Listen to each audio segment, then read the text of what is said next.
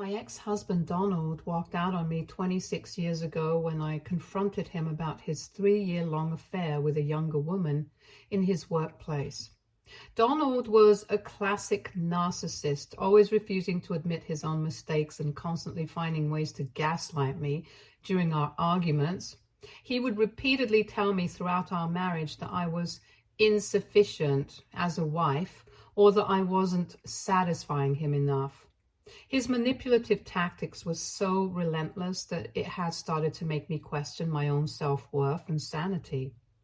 When I finally gathered enough courage and evidence to confront him about the affair, I knew he would still not relent. However, I had screenshots of his text messages with the woman, so I thought maybe he would finally see the error in his ways. The proof was undeniable, yet Donald refused to acknowledge it. Instead, he accused me of being delusional and insisted that I was invading his privacy by going through his messages. He maintained that he and the woman were just friends, despite the clear evidence to the contrary. The arguments became exhausting. No matter how much proof I presented or how logical my points were, he continued to deny everything and turn the blame back on me. He made me feel like I was losing my mind. Eventually, I reached my breaking point. I couldn't tolerate his lies and manipulations any longer.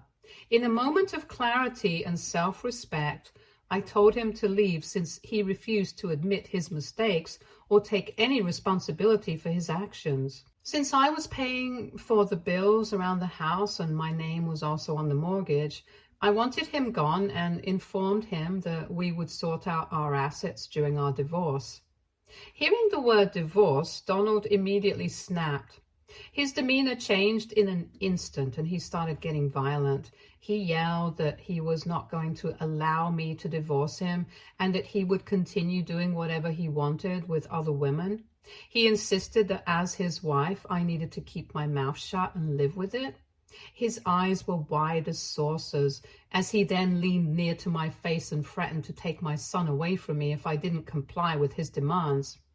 The fear and intimidation he was using was overwhelming, and I could feel my hands and legs starting to shake. I knew that I had to leave immediately right then and there for the sake of my safety and my son's. Otherwise, he looked like he could even start to physically assault me just to get me to agree with him.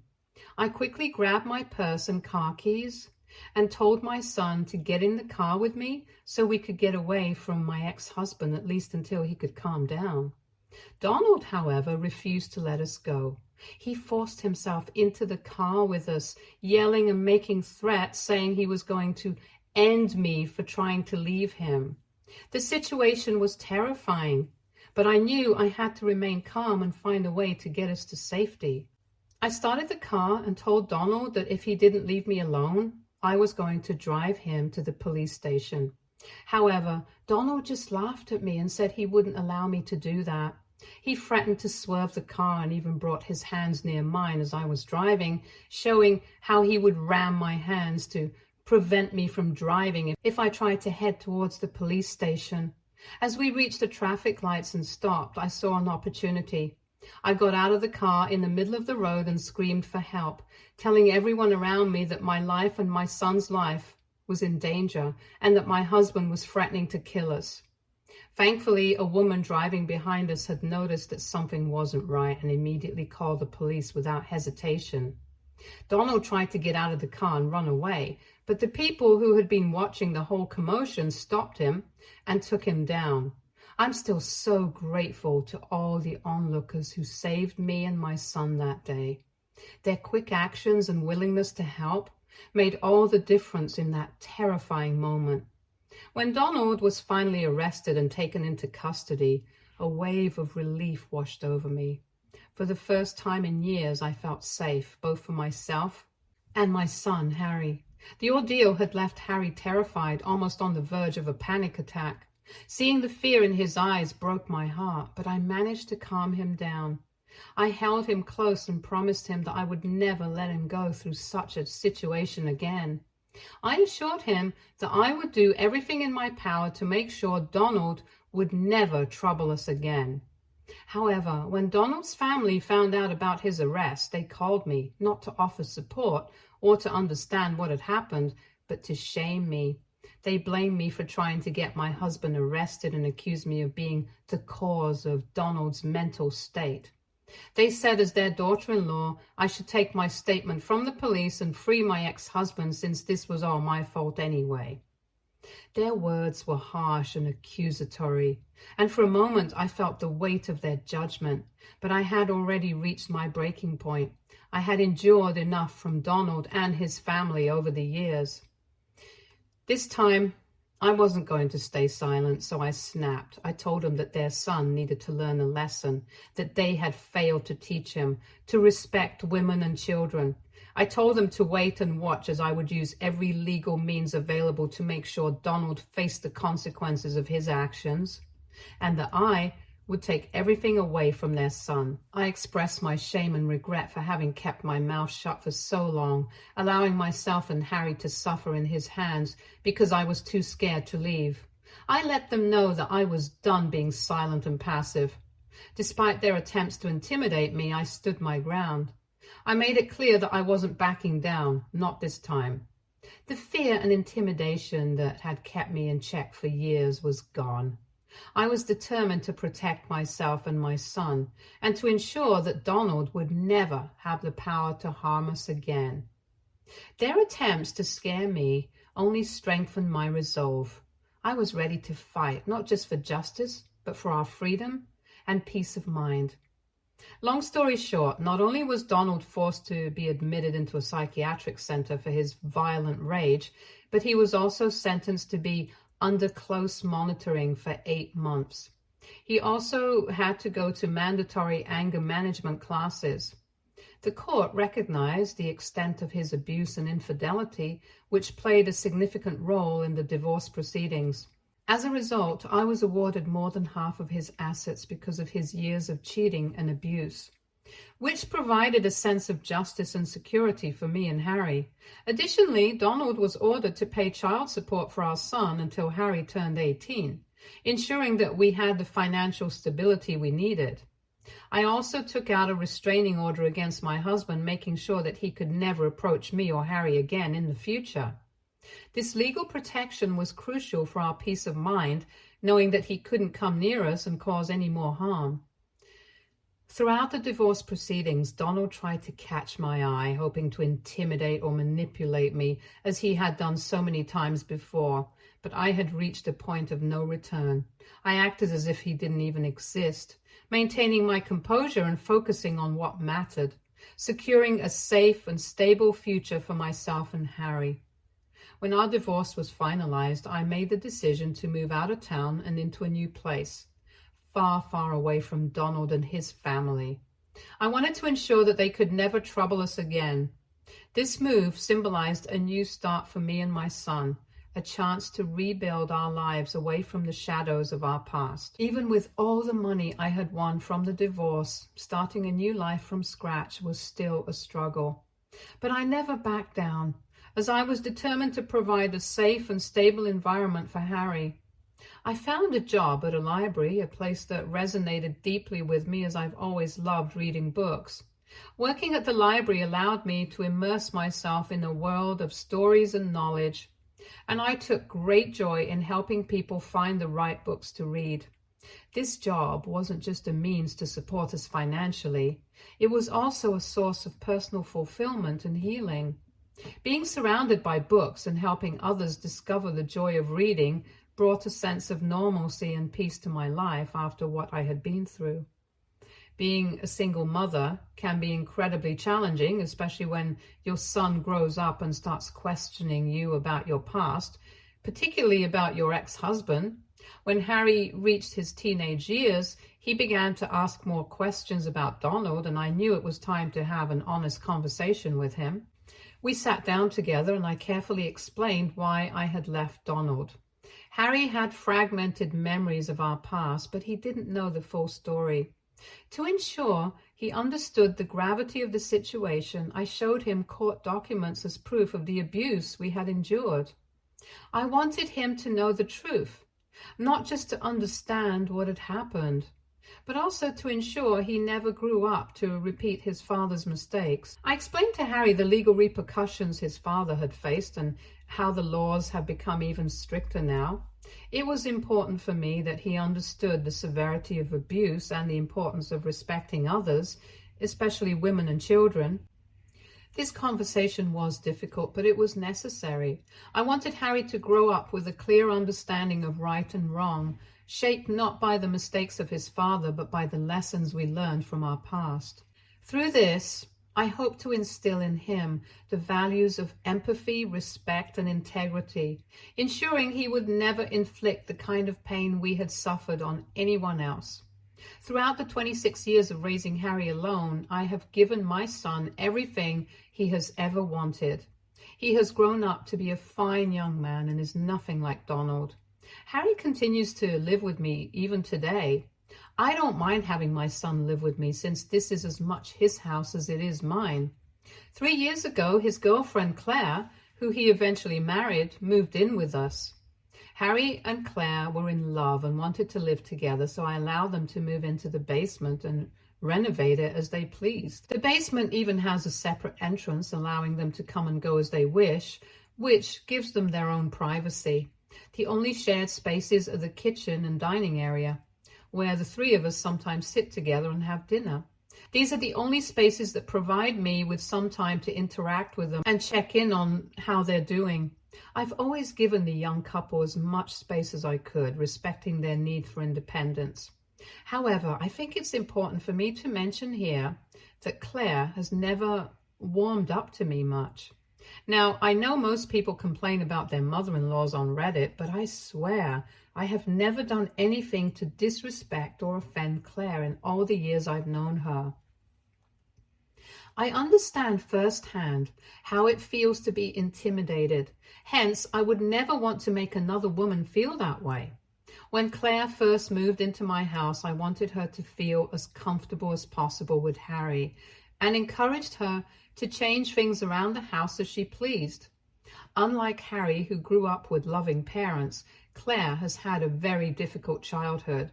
She has shared heartbreaking stories with us about how her stepfather would burn her with cigarette marks and how her mother would let her starve by leaving her hungry while she would be off drunk in a bar.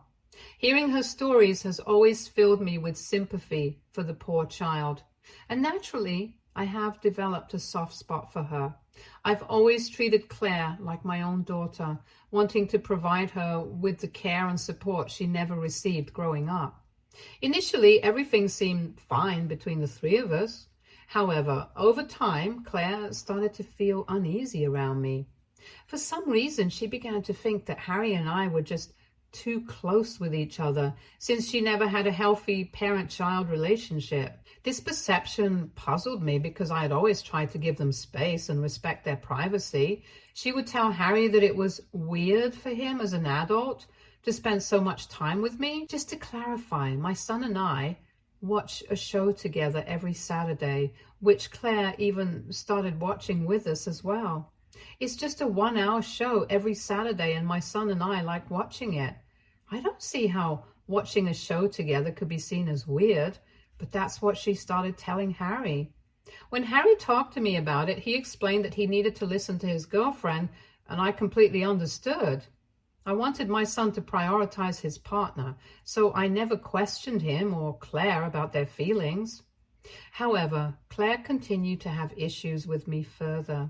She would subtly discourage or criticize our family traditions or activities that involved me and Harry. For instance, as a single mother, I always made it a point to spend every Christmas with my son, creating a homemade advent calendar each year filled with activities we could enjoy together, like crafts, ice skating, drinking hot chocolate, or seeing the local Christmas lights. Harry has always cherished this tradition and would even tell me how he wanted his children to experience this. However, when Claire came into the picture and spent the first Christmas with us, she started complaining about how boring these activities were and expressed a preference to spend Christmas partying with her friends instead. She told Harry that he was too old to be spending Christmas with his mommy and that they should go out like other young couples. Despite my sincere efforts to include her in our family traditions and activities, Claire consistently tried to alienate me and diminish the special moments I shared with Harry. It was hurtful, but I remained committed to maintaining a positive environment for Harry and respecting his relationship with Claire, even if it meant adapting and accommodating her preferences. On top of all this, Claire used to have a bad habit of walking around in inappropriate clothing when she moved in. There have been instances where I'd seen her cooking in our kitchen wearing only lingerie in the middle of the day, or sometimes just wearing a towel that barely covered her ass, even while eating dinner with me. As a woman, I have no issues with nudity or what people do in their own private spaces, but I prefer not to see that in our shared spaces. It's about respecting people and considering whether others would be comfortable with this level of nudity or not. When I brought this up with Harry and asked him to talk to Claire about wearing more appropriate clothes, it sparked a heated argument. Claire reacted defensively, accusing Harry and me of trying to control her and asserting that it was her body and her choice on how she dressed. I calmly explained that I was uncomfortable with her exposing herself in front of me, but Claire retaliated by calling me a pervert. That really angered me. So I bluntly told her that if she wanted to walk around naked, she could do so on the streets, but inside our home, in our shared spaces, she needed to show respect and be civil. I made it clear that if she couldn't abide by that, she couldn't continue living with us. This immediately silenced Claire as she realized she didn't have any other place to go. Since then, she started to dress more appropriately around me. When Harry told me that he had proposed to Claire, I was genuinely happy for my son, though I did have concerns about their relationship and that it might be moving too quickly. However, I knew it wasn't my place to interfere, so I kept my thoughts to myself. I ended up paying for all their wedding expenses since Claire's parents didn't seem to care about her and didn't even bother attending their wedding. Despite covering everything, Claire began pressuring Harry to ask me to fund their honeymoon. Harry had saved up some money for a nice trip, but Claire wanted to go overseas, which they couldn't afford without my financial help. I firmly declined their request to give them more money and explained to them that I had already provided them with a lot, including a place to live in my basement rent-free and covering all their wedding costs since Claire wanted a dreamy wedding. I emphasized that if they wanted to travel abroad, they would need to save up and plan it for themselves. It was important for me to set boundaries and encourage them to be responsible for their own financial decisions, even if it meant disappointing Claire. Although Claire was rather pissed with my decisions, she did not argue. I decided this year that it was time for me to retire and fulfill my dream of traveling the world with the money I had saved up. Throughout my life, I had always put my son first, and now I felt it was my turn to explore and see the world while I still could. I shared my plans with Harry and Claire, explaining that I would be renting out my room while I was away to earn some extra income. Harry was supportive and assured me that he would take care of the house during my absence. It was a thrilling prospect to finally have some time for myself after years of focusing on my family. Once I submitted my resignation and began preparing for my travels, I noticed a shift in Harry's attitude towards me. He suddenly started expressing how unfair it was that I had the means to retire and travel while he and Claire were still living in the basement and struggling. He voiced concerns about the challenging economy, expressing doubts about how he would never be able to afford a house on his own, especially since Claire had lost her job and this had added more pressure on his shoulders. My daughter-in-law, after being unemployed, had refused to apply to any new jobs as she felt too much anxiety to get back into the workforce. As a result, my son had been borrowing money from me for months to pay for his car loan and other bills since he could not single-handedly pay for them with his income. I understood that he clearly felt trapped in their current living situation. Harry then asked me if he and Claire could instead move into my bedroom while I was gone, suggesting they could rent out their basement to generate income. I understood his frustrations and empathized with his situation as my son. This is why I agreed to let them move into my room and told them that I would move my belongings into storage for the time that I would be away. As long as the basement could be rented out to earn some additional income, I was supportive of this arrangement. Before embarking on my trip next month, I discussed with my lawyers and decided that I would pay off my son's car loan as an additional gesture of thanks for looking after my house while I would be gone. As I mentioned earlier, I wanted to support my son and his wife in any way I could. However, before I had the chance to share this news with them, I came home yesterday evening to a surprising sight. My clothes and belongings were strewn on the floor outside my bedroom. At first, I was alarmed and thought our house had been robbed, but when I walked into my room, I found Claire and my son going through my drawers and closet, removing everything. Confused and taken aback, I asked them what was going on. My son explained that since I had given him permission to move into my room, he was helping clear the space for them so that they could move their things into the room. I clarified that I hadn't given him permission to start moving my personal belongings and insisted that I wanted to handle the relocation of my things myself. I questioned why they hadn't called me before moving anything and why my belongings were on the floor instead of being packed in boxes. Claire responded that they wanted to empty the room first before packing things into boxes, claiming they were trying to speed up the process since they felt I was taking too long to move out. I felt a mix of frustration and hurt. It was disheartening to see my personal space invaded and my belongings handled without my consent. I had trusted them to respect my possessions and this house while I was gone, yet they were already treating them with so much disrespect, as if my consent no longer mattered. I got increasingly angry and told them to immediately stop going through my things and that I would pack my belongings at my own pace. I made it clear to my son and Claire that they had absolutely no right to enter my bedroom without my permission. Claire argued back defensively, claiming I was overreacting, as if they had committed a crime.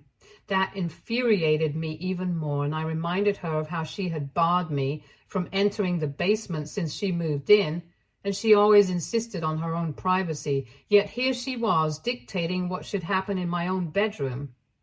Turning to my son, I asked him where he expected me to sleep, as I still had a month left before my trip. Harry tried to calm me down by suggesting I move into the spare bedroom or even into their basement for the remaining days. I was shocked and hurt by his suggestion. I reminded him firmly that this was still my house to begin with, and they were merely guests, living in the basement. They had no right to push me out of my own bedroom or dictate where I should sleep. Hearing this, Claire started yelling at me that I was just an old useless hag who refused to let them have anything, and that this was why she had wanted my son to kick me out for years.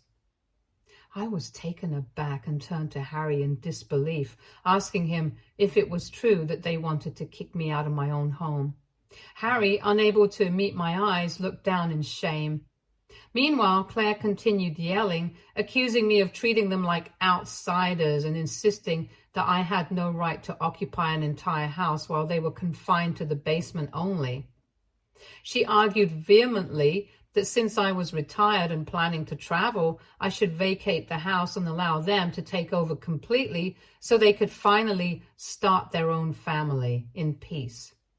She said I was only standing in their way and refusing my son his rights to this house. Since this argument, I haven't spoken a word to my son. Harry and Claire have left my belongings alone for the time being, and I have refused to let them move into my bedroom. As I write this, for the first time, I feel a sense of fear and uncertainty. I worry that Harry might be secretly planning ways to push me out of my own home. Legally, I know he can't do that because the house is in my name. But what happens when I'm away traveling for months?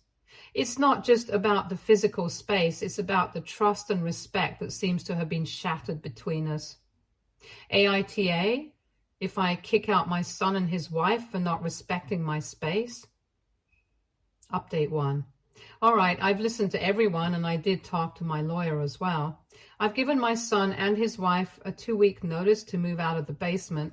I've been clear with my son that if he doesn't comply, I will cut off the electricity and water to the basement and change all the locks around my house so he cannot come back in. Furthermore, I've warned him that I'm prepared to take him to small claims court to recover all the money he owes me and hasn't repaid. I've also made it clear to my son that their actions towards me could be classified as elder abuse, a serious offense that could lead to legal consequences, including imprisonment. This has understandably left my son feeling terrified, and he's attempted to apologize. However, after everything that's happened, I find it difficult to trust him anymore. As for Claire, she hasn't uttered a word to me or offered any apology for her earlier outburst. I have put up cameras around my home to record just in case they attempt to do anything to me or steal my stuff. Overall, this has been a tough decision to make, but I feel it's a necessary step to reclaim my space. The lack of respect and the strain on our relationship has reached a point where I need to take firm action to protect my own well-being and interests. Update 2. I know everyone has been waiting for an update. Harry and Claire have finally moved out. In the days leading up to their departure, Harry made numerous attempts to negotiate and plead with me. He tried to emotionally manipulate me, expressing how his marriage was at risk because he lacked the financial capacity to support himself and Claire, and urged me to let them stay for a few more months. Despite his pleas, I refused to back down. On the day they were packing their belongings into the car, I could hear Claire hurling insults at me and angrily kicking things around in frustration. Her behavior was hurtful, but I remained composed and refused to react, denying her the satisfaction of seeing me affected. I'm also well aware that she took some of my utensils and cutlery from the kitchen while moving out, which angers me, but I've decided to let it go. After they left, I immediately had all the locks in my house changed. I've decided to use the thank you present I had wanted to give my son previously to instead treat myself with some new renovations around the house. I feel so much at peace now that I don't have them living with me. Update 3. It turns out my post has gone viral on TikTok and my son has discovered it. He and Claire were completely unaware of my intention to give them money as a thank you gift by paying off their car loan, since I never discussed it with them after our fight that day. Now that he's read the post, he's bombarding me with calls asking me for the gift. He's telling me how much the money can help him and that I should not be so selfish by denying him this. I've told my son that this is all my hard-earned money, and after the way he and his wife had treated me, he has no right to ask me for anything. Meanwhile, Claire, who didn't apologize to me this whole time, has also started to text me, claiming that I owe them this money after everything they've been through because of me. She insists that paying off my son's car loan would help make a significant difference for them financially, and that as his mother, I should do this for them. She has even sent me pictures of the both of them living in a tiny room at a friend's place and blames me for their plight. This entire situation has caught me off guard. While it's true that I had originally planned to help them out of goodwill, their lack of respect towards me ultimately made me decide to not help them out in any way. I feel disappointed by their continued demanding and entitled behavior towards me. It's disheartening that despite my efforts to support and help them, their response hasn't reflected gratitude or understanding of the sacrifices I've made. Obviously, I won't be giving a single penny to my son, no matter how much he begs, because I feel like I have done more than enough for them already. I've also made the difficult decision to block my son so he can't disturb me any further.